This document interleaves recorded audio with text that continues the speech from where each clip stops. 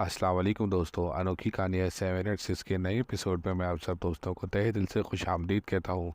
दोस्तों, आज मैं आपको एक हॉरर स्टोरी सुनाने जा रहा हूँ। इस कहानी का नाम है पूरा चांद। दोस्तों, ये स्टोरी सिलसिलेवार स्टोरी है। पहाड़ी इलाके में चार लड़कियाँ गुलनास, एरम, परी और नाहिद घूमने के लिए आए थे।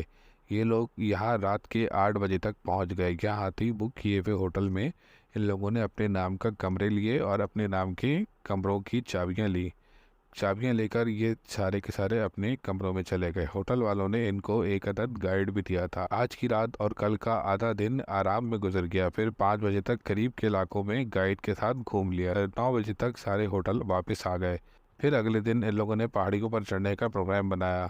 चुनाचा अगले दिन सारी तैयारियां मुकम्मल हो गईं और होटल से गाड़ी रवाना हुई। पहाड़ियों का रास्ता एक बड़े जंगल से होकर जाता था। जीप अपनी मंजिल पर रवाना हुई चली जा रही थी। 1.5 घंटे के अंदर ये सारे पहाड़ियों पर पहुंच गए। माउंटिंग करते करते दोपहर के 2:30 बज गए। फिर सबने मिलकर खाना खाया और दोबारा घूमना फिरना शुरू कर दिया। थोड़ी देर में शाम होने लगी। सबने फैसला किया कि होटल वापस जाया जाए। गाड़ी दोबारा अपने मंजिल की तरफ रवाना हो गई, यानी होटल की तरफ। जब जंगल शुरू हुआ तो गाड़ी ने अचानक झटका लिया और गाड़ी बंद हो गई। ड्राइवर ने गाड़ी चेक की। इसके रेडिएटर में पानी ख़त्म हुआ था। इसने कहा कि मैडम, गाड़ी अंदर से लॉक कर लें, मैं करीब की नदी से पानी लेकर आता हूँ। जंगल के साथ एक छोटी सी नदी भी बहती थी।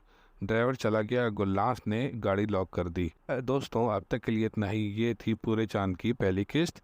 अगर आपको ये कहानी अच्छी लगे तो इसको शेयर कीजिए, इसको लाइक कीजिए और मेरे चैनल अनोखी कहानी है 786 को सब्सक्राइब कीजिए। अस्सलाम वालेकुम।